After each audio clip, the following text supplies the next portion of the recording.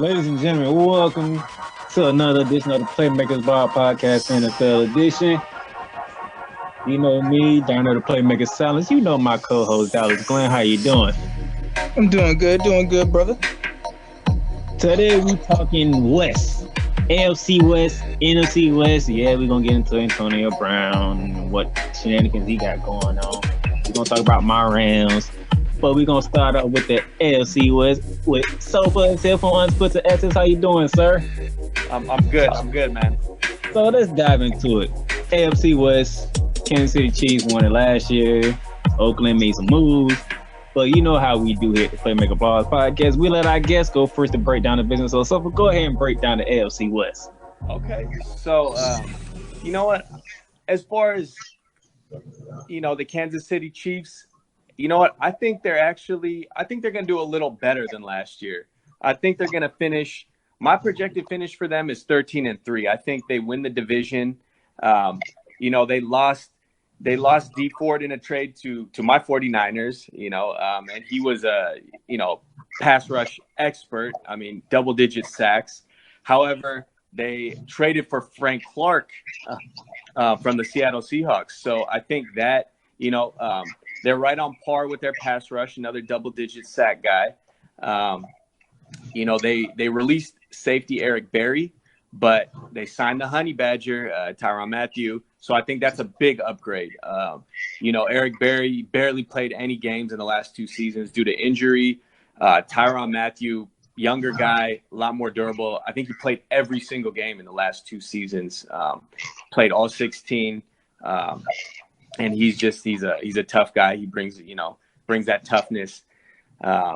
So I think in that sense they upgraded a little bit. I don't think Mahomes will have as hot of a year as he did last year, but I think he'll still be solid.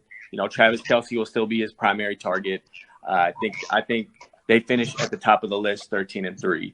So I wanted to start there with the division champs there and go from there. All right, Dallas. Yeah, I mean, if you're not picking the Chiefs to win in the preseason, I don't really know. Maybe you're trying to be a bookie or something. I don't know, because they're returning the MVP, and because of transactions and personal incidents, like Patrick Mahomes is going to be the bell cow. He's a quarterback, but he's going to be the bell cow. He's going to throw for like 550 plus attempts, probably.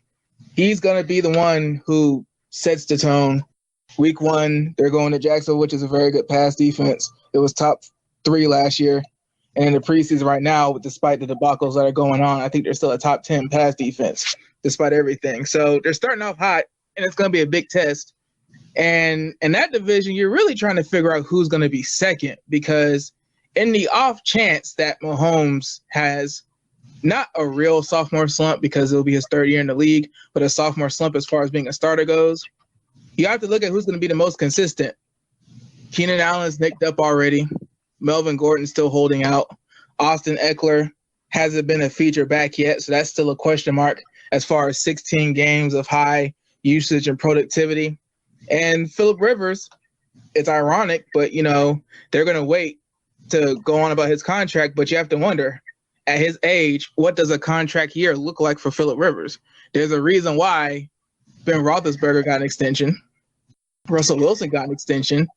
Dak wants an extension. There's a lot of quarterbacks in the league that got paid this offseason, yet somehow, some way, Phillip Rivers is the odd man out. And despite the fact that the Chargers have historically been cheap with their contracts and not wanting to pay people, it makes you wonder when you're at the cusp of maybe being a contender. Brady might age out. Everybody else is young. The only teams you're thinking of that might be dark horses as far as just defenses carrying them goes, Nick Foles, career backup, Lamar Jackson, 2nd-year starter with passing questions. So, I mean, I think the Broncos right now are the ones that people should look at for finishing second and maybe competing for like that 6th wild card seed to maybe make some noise in the tournament, because they're returning a 1,000-yard rusher.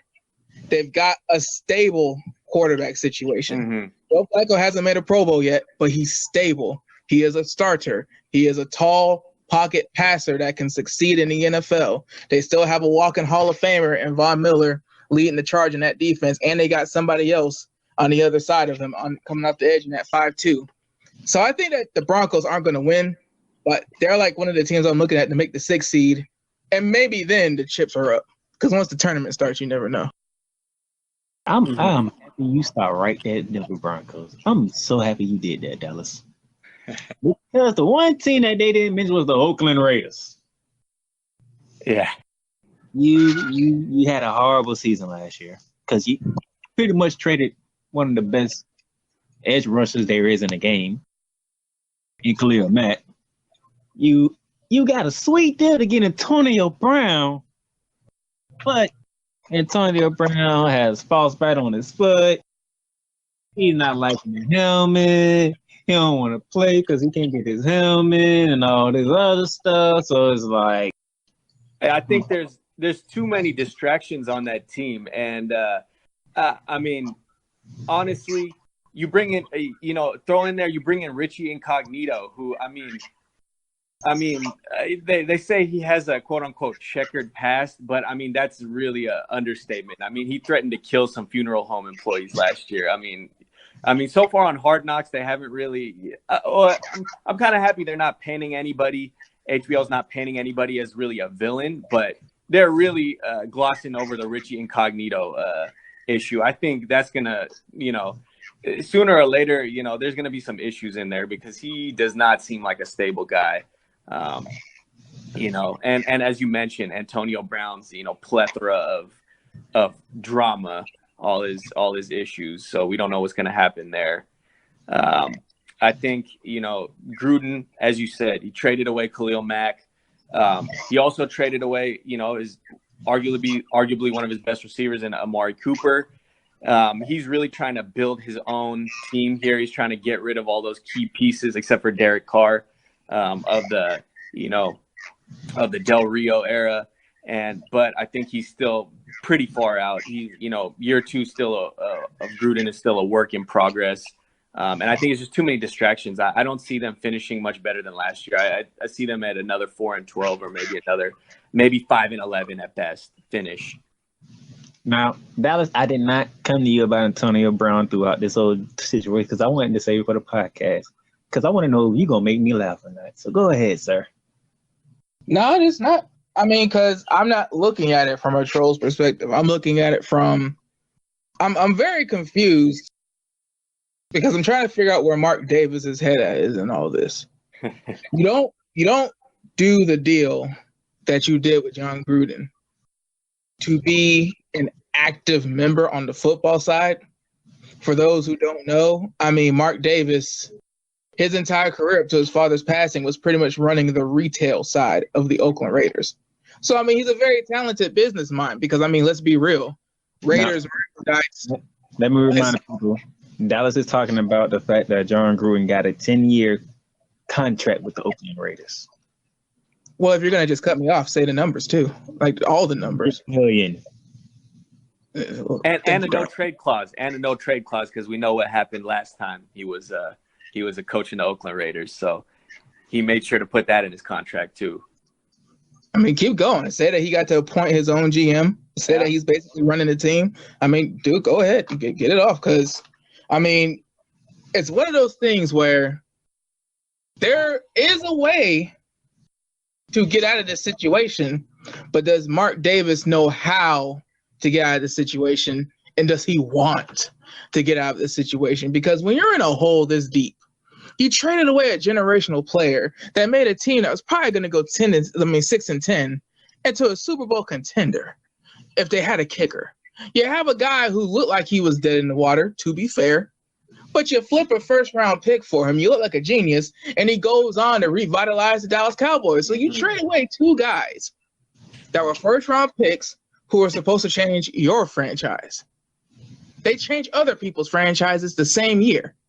Now, you're going to go and get spoiled and damaged goods. They're damaged and they're spoiled. You saw what happened in Pittsburgh. If the Pittsburgh Steelers, of all franchises, can't foster loyalty and respect and can have a guy just quit on them and literally think that the entire team, the entire ship will go down if he doesn't play, why would you want him on your team? Even Al Davis, the great Al Davis would say, even for the Oakland Raiders, that's a stretch. That's a lot. So, Mark, I can't really – I have jokes, but at the same time, I'm not going to open up with them because it's just weird to see all of this play out. And I think that the Antonio Brown thing, it's a huge issue. It's a big issue. But I think that year 2 of this thing, you have the Khalil Mack trade because you didn't want to pay him. You have the Amari Cooper trade because you didn't want to pay him and he was dead in the water. You trade for Antonio Brown for a 3rd-round pick. If I remember correctly, there was money on his old deal. The deal that he has now is better than his old deal. That's probably why Antonio Brown was crying and complaining because he knew it was too far gone and the team didn't pay Le'Veon, so why would they pay him when they had Juju and they had to get out of town? That being said, okay, he does all this and holds out. It's a lot cheaper than it is now. And you got a guy who wants money, who needs to play, because if he went to Oakland and sat out, that'd basically be a wrap. He's basically Terrell Owens for the rest of his career. So I think this is a thing, also hiring a media guy to be your GM when he has no prior NFL experience. I think this is like one thing of many where we're 2 years into this 10-year contract and it's like, my God, can you really do much worse? And if you can, please don't show us. You know, I think with John Gruden, I think he always kind of had a voice in the back of his head saying that you didn't really build the pieces back in Tampa Bay. And he kind of always had that criticism that he kind of just jumped into a pretty favorable position. You know, he had that defense built up by Tony Dungy in Tampa Bay, and he just, tweaked a few things on offense, and then he won a Super Bowl. And I think had he been able to repeat and win another Super Bowl in Tampa Bay, then kind of that criticism would have fallen to the wayside. But the fact that he didn't, I think that's always kind of lingering. So I think in signing that 10-year deal, I think if he was going to come back to football, he was going to demand a long-term deal so he could build his own team. So I think that's why he probably, that's really why he negotiated this long-term deal with Mark Davis.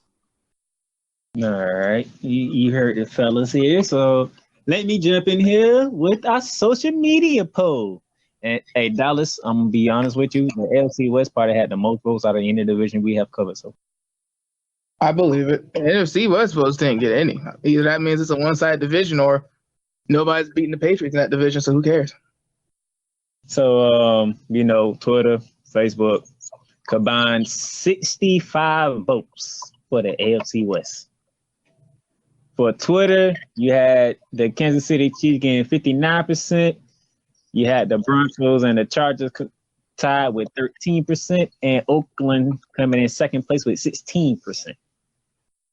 On the Facebook side, 75% went to the Kansas City Chiefs, 12% went to the Chargers, 9% went to Denver, and 3% went to the Oakland Raiders.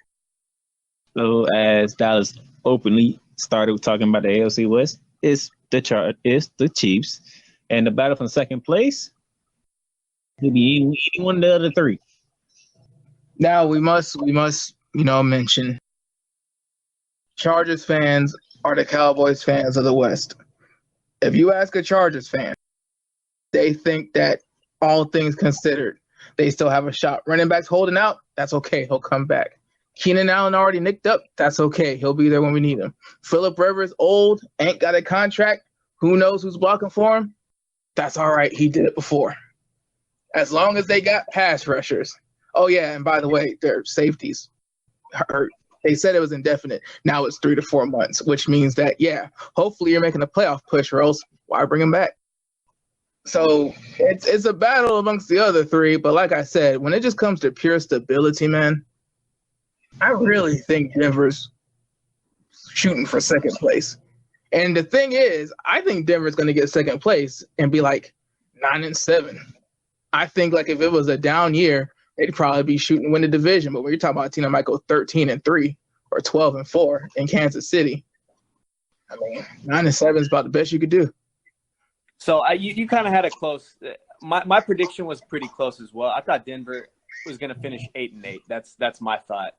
I think their defense is going to be their defense is already solid. I mean, you got Von Miller there, and you got Bradley Chubb coming off a excellent rookie year, double-digit sacks. They had 12 sacks last year. You got Vic Fangio's now your head coach. You've seen what he's done in San Francisco. You've seen what he's done in Chicago. Always great defenses. So I think, no problems on defense. You got that great backfield. You got Phillip Lindsay coming off his Pro Bowl year. He's probably going to be splitting carries with Royce Freeman, another second-year guy. No problems there. My issue is just with Joe Flacco. I think him coming to Denver, he's kind of hoping for that Peyton Manning ending, where he felt like his team didn't want him anymore and he found a new home. But I don't think he's going to have that Peyton Manning ending. I think they're going to have a couple of, depending on how many more seasons he plays, I think they're going to have a couple more mediocre years. And I think it's inevitable. I think Drew Lock is going to – if he hadn't got injured, if Drew Lock hadn't got injured in the Monday night game, I think he would have really been knocking on the door this season to replace him. But I think, I think Flacco's going to finish out this season, because of that injury. Drew Lock's out a couple weeks. And now Kevin Hogan's kind of, knocking on the door for that backup spot now. But, I really think that I just don't feel like Flacco can really, I think that 8-8 finish is going to put them in third place in the division. So, okay. So, I'm looking at Kansas City's schedule right now. As Dallas said earlier, the Kansas City Chiefs will be making the trip right here to Jacksonville, Florida to take on the Jacksonville Jaguars. Then the following week, they're going to Oakland. So, week 2 is already. We're going to see if Antonio Brown is all in with the Ravens or not. Baltimore week 3. So, what you think of their first 3 games, Dallas? They have the quarterback. And Tyreek Hill never got suspended. So they've got a deep threat. They've got the MVP from last year. And, I mean, dude, you don't get 5,000 yards and 50-plus touchdowns just throwing it to one dude. They still got Kelsey. They still got Tyreek Hill. And I'm sure there's other weapons. They got Carlos Hyde now, too. He's a solid back. Oh, yeah. See, he's a solid workhorse. And the difference between Andy Reid and like a traditional spread it out, throw it everywhere coach is Andy Reid, even though he threw it a little bit too much with Donovan McNabb back in the day, if you really look back at an Andy Reid team, they're decent at running. Those Alex Smith teams, he wasn't going to throw it deep. He needed to run the ball to get stuff open. Brian Westbrook, Kareem Hunt. Before Kareem Hunt got suspended last year, we didn't know who was the most dynamic player on that team. Kareem Hunt was having 150-yard games, and Patrick Mahomes was doing what he did. Andy Reid has found a way to find way more balance in his attack, which in turn is going to help Mahomes even more, especially when you're talking about deep shots down the field. So, let me hop in here real quick because I just noticed I'm looking at their schedule, Dallas. Mm-hmm. They played the entire NFC North this season. Uh-huh. Is it sequential? They will see Detroit week 4. That's at Detroit. They won't see Green Bay till week 8. And the following week week 9 will be Minnesota. Both those games will be at Arrowhead. And then they will see Chicago. They'll be at Chicago week 16 on Sunday Night Football. So they got at Chicago Sunday night, Green Bay Sunday night. I mean, primetime schedule for a primetime team. Now you got to live up to it, though. I mean, it's AFC runner-up. So, I mean, if you shut out hard games and primetime games, I'm not going to ooh and ah at it. So, we'll get to see Patrick Mahomes against Aaron Rodgers and Cut Cousins and Mitchell Trubisky. Oh, Khalil Mack, come in. Pro Bowl quarterback, Mitchell Trubisky. Get it right. And don't forget they're playing the AFC South too, right? So you can see Andrew Luck in there as well, Deshaun Watson. Yeah, we talked about that last week because we did the South last week. Yeah. So there's a lot of top-notch talent in those two divisions. Dallas have no faith in that division against the West. Dude, just like the waste of time that you saw last year in the AFC wildcard game, whoever wins the AFC South, there should be a petition that division champions don't always get to host games because that's going to be a rough game. Week 18. So yeah, he has no faith. So, we'll see how that goes. Just looking at these schedules, and yeah, nice. The Chargers will play Pittsburgh out in LA. That would be something to watch for. Yeah. I think it's gonna be a duel of gunslingers on the way out the door.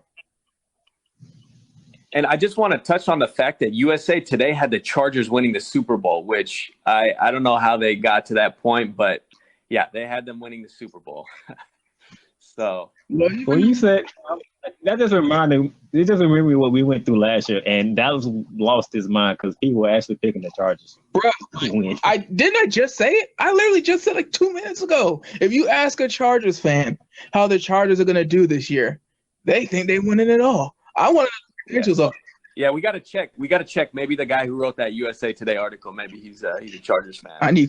Who knows? We need to investigate further. That's asinine. So, and in Denver, I mean, you talking about Von Miller and Bradley Chubb trying to get out the Baker Mayfield on November 3rd. Hey! Don't try to oversell that. Greg Robinson, failed St. Louis first-round pick. Greg Robinson is their new left tackle. He got the job. Freddie Kitchens believes in him, but I mean, brother, you're either going up against a future perennial Pro Bowler and Bradley Chubb or a Hall of Famer and Von Miller, whichever way they want to line up in the formation. So I mean, Baker Mayfield is elusive, but he ain't that elusive. I'm just looking at the teams that didn't schedule. Derek Carr, Mitchell Trubisky, Aaron Rodgers, Nick Foles, Phillip Rivers, Marcus Mariota, Patrick Mahomes, Andrew Luck, Baker Mayfield, Kirk Cousins, Josh Allen, Deshaun Watson, Matthew Stafford. I feel like whoever starts between Mariota or Tannehill is going to be okay. I feel like Taylor Lewan doesn't get the credit he should. I think that, the offensive line for Tennessee, that's going to be very interesting to see because they're not the same team because Joe Flacco is a miles better as a passer to both Tannehill and Mariota. But I feel like that game is going to be very boring to watch. But it's going to pass by very quickly because there's going to be a lot of rushing attempts. So, pretty much that is the AFC West. And so far, I'm sorry you can't stay on because we're talking NFC West next. And, well, after on that Monday night game from your San Francisco 49ers and Jimmy G. Whew. Yeah. It was a rough one, but like I keep telling everybody, it's preseason and this is the time to get all those jitters out. So it sure be a damn shame if a franchise paid all that money for a backup quarterback. I hope it's y'all and not us. So we'll talk to you later, and thank you for coming on. Can I give myself a quick plug here? Go ahead. All right. So I am Safa. And you can find me on Twitter at RealArmchairQB, right for Unfiltered Access and for 49ers Hub. Hop on, check out my work. Let me know what you think. And I thank you so much, guys, for letting me be on the podcast. And I really enjoyed this and hope to chat with you guys again soon. Oh, dude, thank you for coming. All right, we're going to take a quick break. When we come back, it's about the NFC West. A.K.A. Patriots division on the other side of the country. Welcome back, ladies and gentlemen. We are back, and we got two more guests with us on this one as we get ready to talk about the NFC West. The man who requested to be on for this one, Alex, how you doing? Oh, I'm doing pretty good. And I finally got my boy back from basketball to talk football with me. Justin, what's going on? Oh, just enjoying the summer. Having nice sunshine. That's all.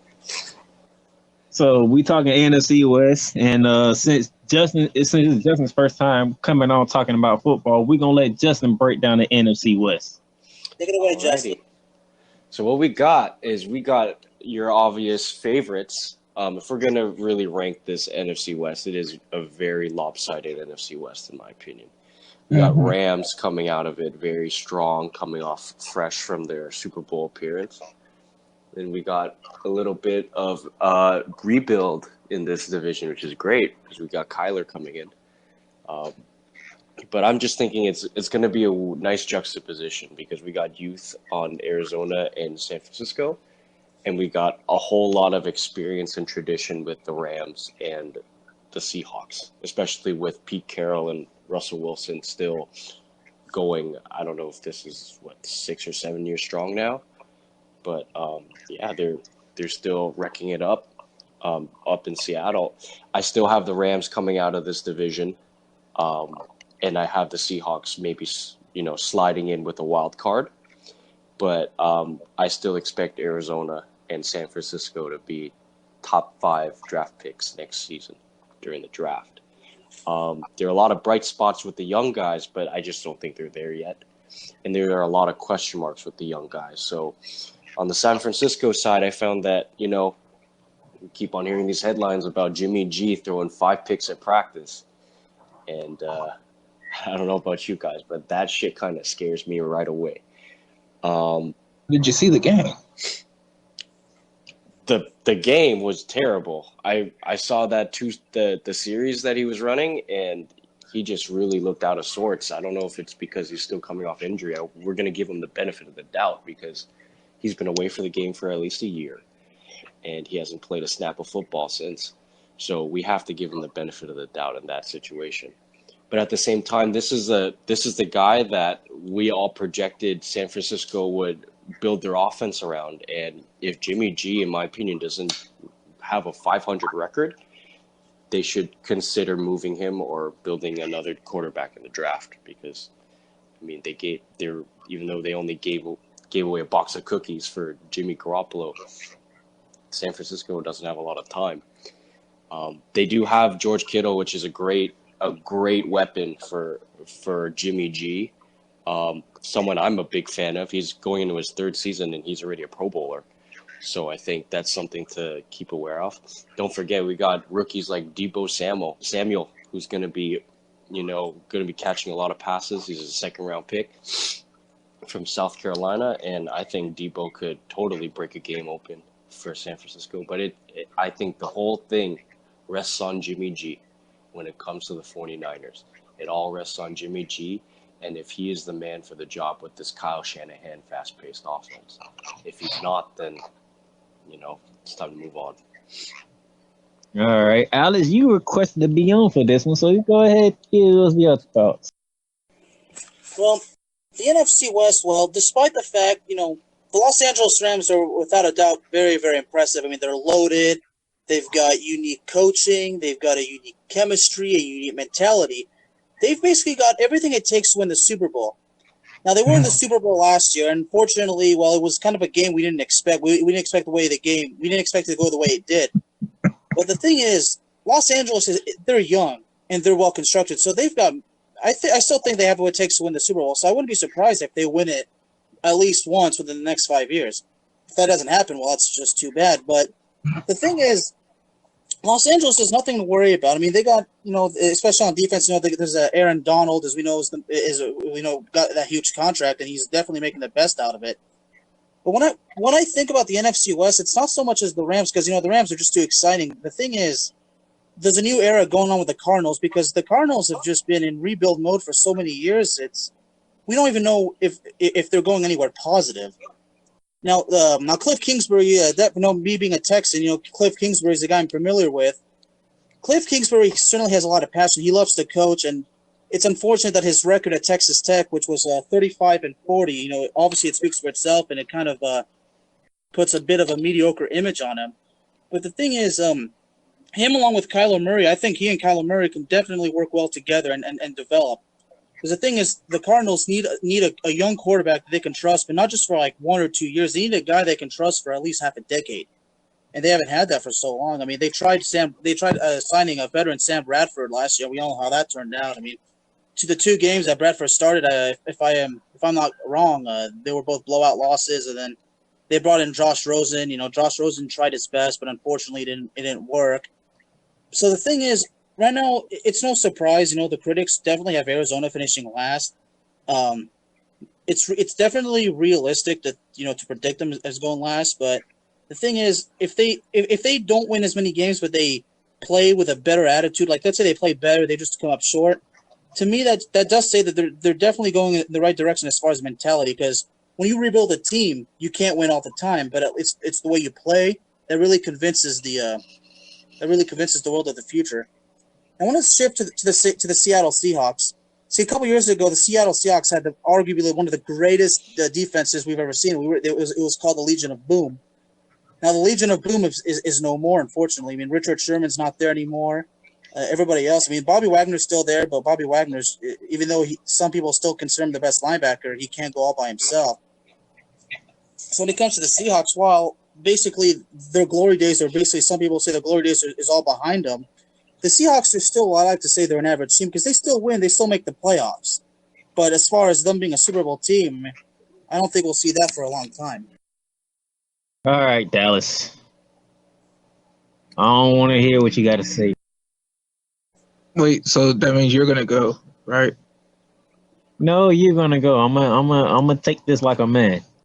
I mean, the NFC West, I think I'm trying to really rack my brain real quick. I think this is the division where the regular season is pretty much almost automated because this team that's coming back for Los Angeles is coming off a Super Bowl appearance where I wouldn't say embarrassed because, embarrassed is, 44-3. Shut down, learning some lessons, going back to the drawing board and realizing that you relied way too heavily on Todd Gurley and your quarterback's ability to get, signals in time to see what the defense was doing. That's lesson learning. And I think that a Los Angeles Rams team with Jared Goff, is this the fourth year in his contract? This would be his fourth year. Yes. Have they announced the option yet? Have they announced them taking the fifth-year option? Are they actually going to pay this man? They haven't announced it yet, but to be honest with you, Leslie and McVay, they are working on it because they already got Todd Gurley paid. They already got Aaron Donald paid. So nobody cares about your paying right now, darling. The thing is, this is the fourth year you've had a division win, losing the first round, but you're young, you're learning. This is the third year they got a division win, though. This would be the last year that they went to the Super Bowl was only their second. So it is still their second, but they are growing. We won years ago, and we got ousted out by the Falcons in the wild card. Yes, they did that, and then after that, they went all the way through. Last year it was the Super Bowl run that didn't end the way I wanted. Yeah. So, but dude, so Jared Goff, when he's with Jeff Fisher, looks like a bust. Looks like a waste of his first overall pick. Total Second bust. year with Sean McVay, he looks better, but I mean, he's still got work. He's still got work to do, basically. Yeah, and last year, I mean, dude, it was literally exposure. The wheels fell off. Bill Belichick did one of the simplest coaching old man tricks you can do.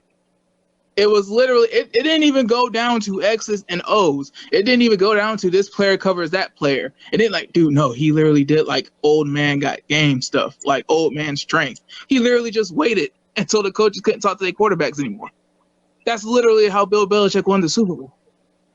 Something that simple. Todd Gurley got paid. Injuries still being relevant.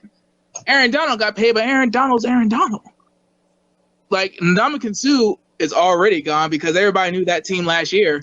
That team last year did what it was supposed to do. It got to the Super Bowl. When you looked at that team on paper, then they had the Dante Fowler trade in the middle of the season. Everybody knew if this team does not make it to the Super Bowl, what the hell is Los Angeles doing?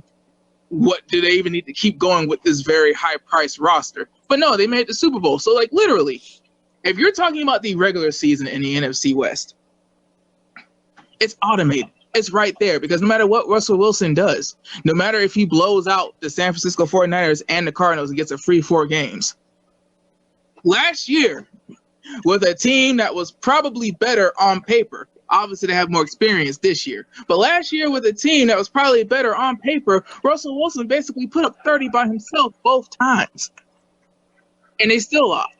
So this year with more experience and that team being fleeced because of the cap hits between Bobby Wagner and Russell Wilson, Los Angeles is going to win the division. Now the only question is when Jared Goff is in the contract year and you wonder if he's really your franchise quarterback or not, what's going to happen in the playoffs? Because we know what Russell Wilson can do. We know that Russell Wilson can have a team in a quote-unquote rebuilding year and have them in a game where they probably would have won if they didn't lose their kicker. And one of the most surreal and crazy events that ever happened in a playoff game. Russell Wilson dragged a team that was supposed to be picking in the top 15 to the playoffs. When the playoffs start, it's a different story because we don't know who Jared Goff is, and we don't even know if Todd Gurley is going to be healthy. But we know what we're getting with Russell Wilson. Exactly. Yeah, you know what you get, Russell Wilson, especially when the tournament starts. Because when the tournament starts, I can't remember who we picked because we haven't done the North yet. But I can't remember who we've picked so far. But right now in the tournament, we haven't picked anybody in the NFC that really can sun Russell Wilson in the playoffs. I think the only dude who could really sun Russell Wilson is Drew Brees, and it'll still be a shootout. So, I mean, regular season, it's Los Angeles, and it's really not close because, I mean, they'll probably have a 2-game lead because of the tiebreakers they'll get over Seattle, but the tournament's different. Yeah, once we get playoffs, we're in it. We're in it for the long haul. Yeah. Okay, so he really did do what I thought he was going to do. Oh, I did. That's the Super Bowl. I mean, I'll tell you this. I will challenge your theory on that whole Jared Goff comparison or that whole Jared Goff critique because I think that if it's a matter of offensive scheming when it came to Todd Gurley reliance and the performance of Jared Goff, then if anything, that's just on McVay. McVay's got to be able to be reliant and adjust on the fly. This is a Super Bowl game, and yes, I get it. If McVay is comparable to Brad Stevens and Bill Belichick is comparable to Popovich, I'll take Popovich in one game. I totally will. But at the same time, I would expect Brad Stevens to put up a fight. And to me, it almost seemed like Sean McVay was waving the white flag. And if we're going to go ahead and crown Sean McVay as the new Popovich, like how we're crowning Brad Stevens as the next offensive genius in the NBA, we need to see more from Sean McVay. We did see a Super Bowl appearance, and at this point, you got to just say he needs to get over the hump. He needs to get a Super Bowl win. But you can't just wave a white flag like that in the biggest game of your career. You can't just do that. You can't let Bill Belichick walk over you, even though he is the greatest coach of all time, arguably. You can't let him just walk over you and turn you into his son. In other words, you're saying show no fear. Say that again? Well, in other words, you're basically saying, Sean McVay needs to learn a lesson, and that lesson is never show any fear. Never show any fear because he looked intimidated. He looked like he was in class and Bill Belichick was the professor. He looked exactly like that. He looked like he looked like an assistant coach out there. He really did. He did not look like a head coach. Well said. I can't disagree with none of that either. That's the bad part. I mean, I have a count since we did the NBA analogy. It's just weird because it's like the counterpoint to your counterpoint would be we're focusing on Sean McVay and trying to build Jared Goff out by focusing on Sean McVay. But Nick Nurse was definitely not the one who won the finals for the Toronto Raptors. That is true, but also Nick, you can't put it past it because me being, and you're gonna hear it from me because I am the Raptor fan, but you can't say that because Dwayne Casey couldn't do that. The way I'm trying to say it is that Dwayne Casey, sure, he had so many shots with it, but sometimes you just need a new voice. And to be completely honest with you, when Nurse was under his wing, I really think that the changing of that offense was all Nick Nurse. It was all Nick Nurse. When they changed it, they started putting Van Vliet and DeLon Wright and all these other bench players in. That was all Nick Nurse's offense. So at the same time, it's not necessarily a changing of the guard, but I would say that Nick Nurse, it cannot be discredited for any of the stuff that Kawhi Leonard did or that Siakam did. So at the same time, we cannot discredit the fact that Sean McVay is not that good of a coach because he has Aaron Donald, Todd Gurley, and Jared Goff. We can't just say that because you gotta work with the pieces that you have, and Nick Nurse totally succeeded with that. It's that simple. It's basically like saying you have all the pieces. The question is, do you know how to use them? That's basically it. Exactly. That's Nick Nurse totally showed it. Nick Nurse put Siakam playing a point guard position sometimes, or he put Kawhi Leonard on the block and work it out there and make Kawhi Leonard a 4 instead of a 3 or a 2. So in a way, it's all about juxtaposition within your players and your pieces. You got to know how to use it. And I just think this has got to be the year Sean McVay proves himself, because if he does not prove himself as showing innovation or showing any sort of a competency or production with his pieces, because he has done it before. He has created the number one offense, but I mean, he needs to be consistent in the playoffs, because if he's not consistent, then we are starting to really question Sean McVay. I'll say this. That Super Bowl was hard to swallow. It was. I kept saying, why are you not making adjustments? You have to make adjustments when you go against Bill Belichick and New England Patriots. You already know who he's going to take away. How you going to counter it? Then he's going to counter you, so you got to counter him back. You never counter. Are they doubling Aaron? Yes, actually, they were in the Patriots. Yeah. Yes, Bill. See, I was reading this a couple of days ago. How Aaron Donald, it took like 2 to 3 guys, sometimes even 3 on certain plays to contain Donald. So that's why Aaron Donald was shut down pretty big. But the thing is, it took more than one guy to do it. Yeah, it's kind of weird because we have to remember. It's I know it's hard to, but we all have to remember. Aaron Donald's a defensive tackle. If a defensive tackle is commanding triple teams in the Super Bowl, he's not really being shut down. If anything, he is doing his job to the 100th degree. That should have been Ndamukong Suh and Dante Fowler and the linebackers cleaning up. If Aaron Donald, 280, is 100%. Commanding triple in the Super Bowl. I will say this. The defense only gave us 17 points in the Super Bowl. Yeah, again, the Rams didn't get embarrassed. You have to wonder. It's the 4th year. Quarterbacks are getting paid crazy. Carson Wentz and Nick Foles got paid in the same offseason. Jared Goff we ever heard of Peep out Los Angeles? Yeah, I agree, man. I mean, yeah. One thing I do like, we drafted Darrell Henderson from Memphis at running back. That was a good draft pick. You don't have to put the load on Todd Gurley no more. Yeah, that is true. You still have Malcolm Brown too, so. I think Malcolm Brown's injured. Yeah, well, I mean, you could get him not there anymore. I think he was just there for the playoff run and the Super Bowl run because of Gurley's injuries. C.J. Anderson was brought in as insurance, wasn't he? Yeah, that is true. Anderson was put in for insurance. He so paid dividends too. But we got Darren Henderson, so we got Todd Gurley. Yeah, and then you're getting Cooper Kupp. We're getting Cooper Kupp back, so that's something that needs to be addressed too. I mean, Cooper Kupp was having a. Thank you. I have missed. Cooper Kupp was having a hell of a good rookie season, really, and then he comes down with his injury out for the 2nd year, and then I think if in his 3rd year, if he's coming back off ACL, it's going to take him time to get his bearings down. But at the same time, it is a 3rd-year wide receiver. It's usually at this time they're going to break out. Brandon Cooks still there. Brandon Cooks, you got some making up to do because you dropped 2 touchdown passes in the Super Bowl. Wow, that could have been 17 points. You dropped 2 of them. I feel like Cooks might have been cocky or just had a bad day. Oh, well, it's bad to have a bad day. So, Seattle, Russell Wilson got paid. He's going to do what he do. You can barely touch the damn guy. They got to fix that line still. That line is still breaking down on him. That a few times last year. Jeez, they need to fix that line. See, well, I think that they did in a sense. They brought in the big lineman, offensive line veteran, the Mike Iupati, which should definitely help a bit. But we still don't know. We still don't know if his presence, how much help it's going to be. In that case, all we can do is just wait and see. But Mike Iupati does bring the veteran expertise. I mean, he's been playing. I believe his rookie year was in 2010. He started out with the 49ers, and then went to the Cardinals, and I think now he's with Seattle. Damn, he really stayed in the division. That's rare. Yeah, it's extremely rare. I don't know if staying in the division would help him.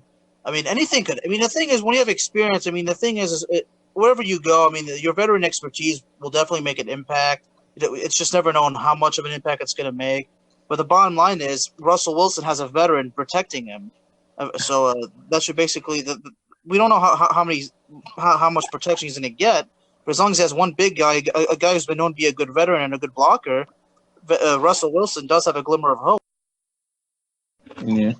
San Francisco, Jimmy G's coming back from that ACL injury, and he looked horrific nights. Well, speaking of San Francisco, they drafted Nick Bosa second overall, but unfortunately, he's already dealing with injuries, and his status. I'm not sure about his status, about him being ready for Week 1.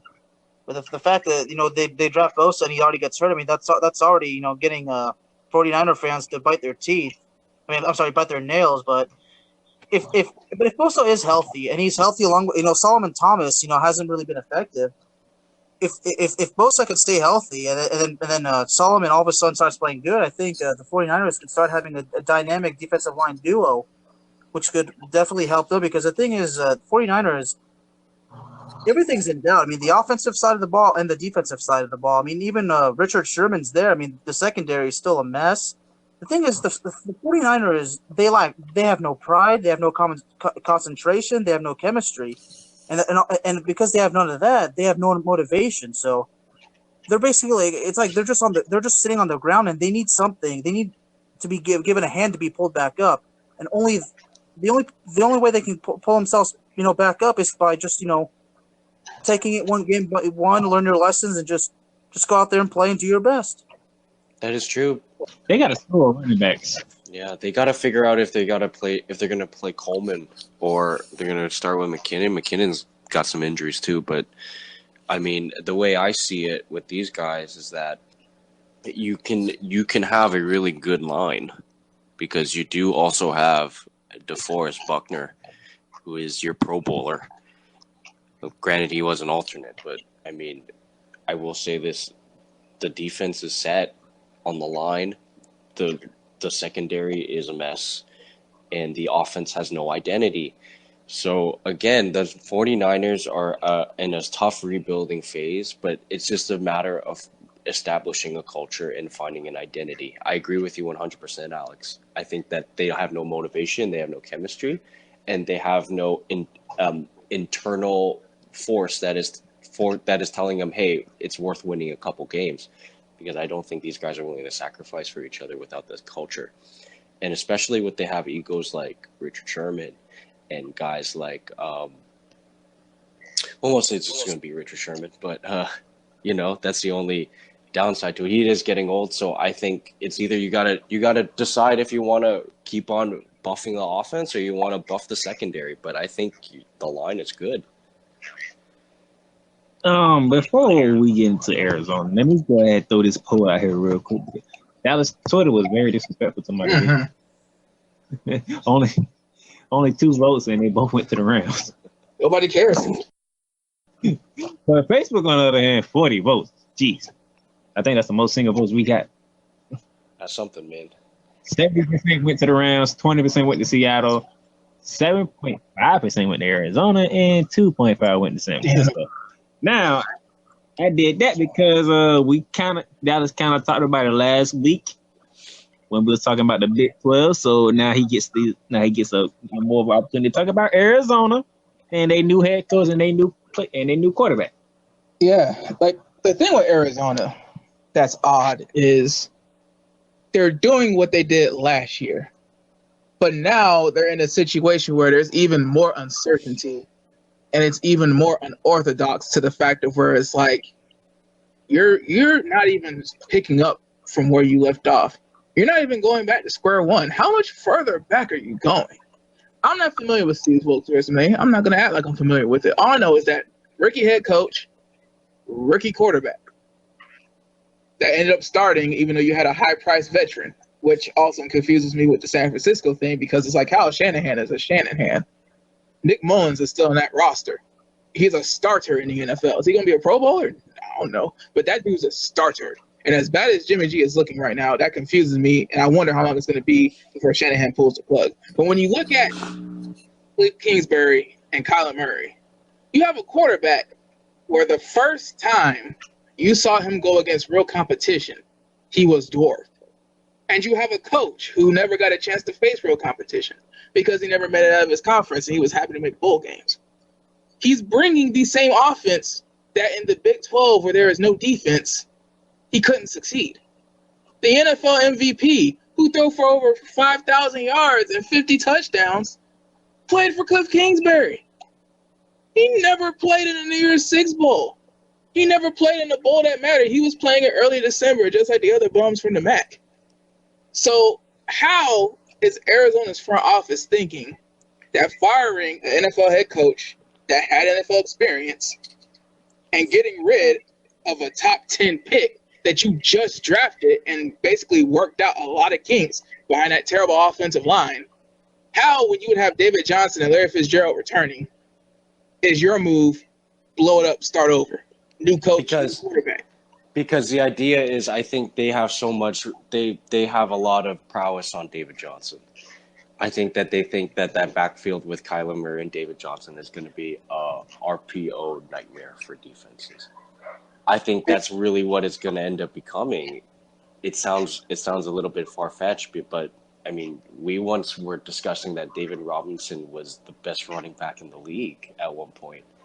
And I get that ACL tear is going to, come back to haunt you, but I mean, Adrian Peterson came back with ACL tear, and I'll tell you this: it is an anomaly.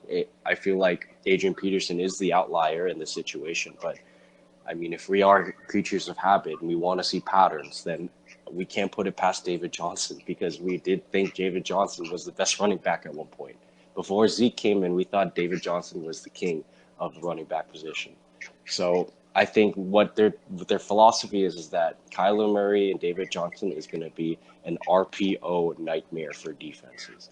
And I mean, it could be, but I still again, rookie head coach, rookie quarterback, you got to prove it before I'm going to sip on the Kool-Aid. Also, another thing too is, like, I know preseason is vanilla, but this is another reason why it's a problem that a coach who did not succeed in college is risky when you're firing a coach that had nothing to work with. Kyler Murray has taken how many sacks behind that terrible offensive line? Kyler Murray has had how many plays where it's just straight shotgun with no tight end helping, with no back helping, with no protection shifts, anything? Like, your rookie quarterback, who you want to do all the RPO stuff with, who you want to keep it vanilla with because you don't want the league to see, you're leaving him back there. Dress rehearsal next week. And what's going to remain, like, first 2 weeks, you know what? Okay, it's preseason. It's a wash. You're vanilla. You're not trying to show anything. But the thing with the dress rehearsal is, if you want to stay vanilla and you don't want to give Kyler a chance, you don't want to give him some fakes to work with so that the ends just aren't crashing down on him, you don't want to give him some protection size or anything, please go out there. I don't know who they're playing. It really doesn't matter who they're playing, because if there are two starting NFL defensive ends going against the Cardinals' terrible tackle situation, and it is a dress rehearsal, that's going to be a problem. If I'm the GM of the Arizona Cardinals, I'm concerned if Cliff Kingsbury on the first series runs the same thing that he's been running in the name of going vanilla, while my franchise quarterback is back there with no help, empty backfield. So, all right. So I like that. See, that surprised me, because I would have figured that a lesson would be learned that when a football coach goes from college football to the National Football League, that they would know that using the same kind of system and everything is a very, very bad idea. But it seems like some guys feel like, no need. I mean, these guys are smart; they'll understand what's going on. But the thing is, a lot of guys. I mean, when it comes to going from college football to the NFL, it's not the same thing. Some coaches believe it's the same. It's just the only difference is those guys are they're students and these guys are pros. It's a whole different world. It's like it's like stepping into a larger world. It's not the same thing. And then when those coaches make that mistake, they realize it's too late. When has it ever been successful? Putting a college system into the NFL. I don't remember. See, that's the thing. That's what I'm saying. I don't remember the last time it was successful. But and in that case, I don't understand why coaches are still trying to test that. Well, I will say the only example I could really think of that kind of made it work, and I can't even speak for it because it's such a long time ago, and I don't know how much he changed it. But Chip Kelly had a little bit of success when he was with Philly. I mean, he did have he had a little bit there going, but I mean, it didn't last long. And Deshaun Jackson and LaShawn McCoy. You can't run a college offense without college athletes. And if you want to get rid of your best athletes on the team and have average NFL players running a college offense that relies on speed and elite talent, well, yeah, no, I agree. I agree 100. I mean, they just don't have the speed on this team to work it, and they don't. Again, it's the whole idea of a college system. So I'm gonna put it like this: the NFC West will be playing the NFC South and the NFC North this year, which means Kingsbury and Kyler Murray will be able to test out that air raid offense against the Lions. But then you got Baltimore, Carolina, Seattle. Sweet Jesus. Atlanta. I think we're gonna go pretty quickly. That offense gonna work. God bless the dead. Because, man. Hey, keep a tight end in, man. Yo, sign a 270-pound tight end or something to just keep in. Because if you're really going to go up against all those defenses with 5 empty, you need protection. That's all you need. You just need to protect Kyler Murray at all costs, or else he's just going to be Russell Wilson 2.0. And if you put him at that position right now, he might get traumatized. He may decide he wants to do baseball instead. That's another thing to think of. If he gets whacked up, he may want to change. He just may want to leave. Like, that's another Cardinal that baffles me. Why would you have that actually has? So let me ask you guys, what are you guys predicting Arizona's record to be? Okay, well, why don't we do this? Do you think that they're going to be better or worse than last season? Oh, worse. You know what? I don't want to say I don't know, but if I was to predict from a realistic standpoint, I can honestly say they're going to be worse. They're probably going to be worse. Oh God. I mean, right now, as far as the Cardinals, the only thing I'm excited for with the Cardinals is seeing Kyler Murray, have some good play, is possibly having some good plays with Larry Fitzgerald. But other than that, I don't know what else is exciting about the Cardinals. Okay, well, I think we should check the schedule first. I mean, if they number one, who do they pick? They pick more protection. They get a tight end, or they get a better offensive line. So that's the thing. When it comes to building a successful team, is to always also make additions to protecting your offense to protect the quarterback. Because if the quarterback is not protected and he's not good, the offense doesn't get anywhere. Because a running game, even though if your running game is dominant, what we have to understand is that you have to have a balanced offense. You can't just have a dominant running game but a super mediocre passing game. It has to be balanced. Well, you got to deal with Aaron Donald out the gate at Carolina, and then we play New Orleans, then at Cleveland for Sunday night football. It's gonna be interesting to see what's gonna happen in the NFC West. But everybody knows the LA Rams, pretty much. The thing is, basically understanding Arizona's schedule. They started against Detroit, and the thing is, we don't even know as far as Detroit goes. I mean, if somehow Arizona has a good game against Detroit, it could very well mean maybe they're going somewhere. But after that, going against the Ravens and then Panthers and Seahawks, I mean that's where the tests start going in. So Arizona's got a pretty brutal schedule. Yeah, they got a tough month. Right now, Arizona overall is going through a very tough era. I mean, I don't even know if we should call it an era because an era usually involves success, but right now we don't even know. I mean, right now Arizona's track record is not very good. We could call it a depression period for sure. Arizona's been pretty much. I mean, similar to the Cowboys. I mean, the Cowboys have been going through a depression period for so long. Jesus Christ. Now I want to thank Alex and Justin for coming on talking to NFC West with us. It was a great moment talking with y'all, but we all know it's about the LA Rams, so it is what it is when it comes to that division. But on the college football podcast, guess what? It's the SEC, the Southeastern Conference, the best conference there is in college football. Me and Dallas, we're going to get into it. But we also got 2 games coming up on Saturday. Them Gators of Florida against them Canes from Miami. Down in Orlando for the Camping World kickoff. To kick off the new college football season. And then after that, around about 10 o'clock, if you're still up, don't go nowhere. Because guess what? Arizona and Kevin Sumlin's second year got to take on the Warriors of Hawaii. So we got a group of 5 in the Pac-12 going there. So stay tuned for that. And on the wrestling side, look, some things happen on Raw, some things happen on SmackDown. More importantly, the King of the Ring tournament has started. NXT, we saw the champ return. Oh, we got some news about NXT too. So you might want to be on tune for that if you haven't heard it yet. But, you know, me and Dallas, as always, we going to get it going.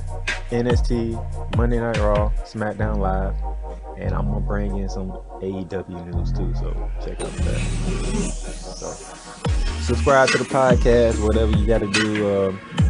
Your Anchor, Spotify, Stitcher, Google Podcasts, Apple Podcasts, whatever you want. We also got a YouTube channel, so subscribe to us, check us out, continue to follow us. So thank you and have a good day.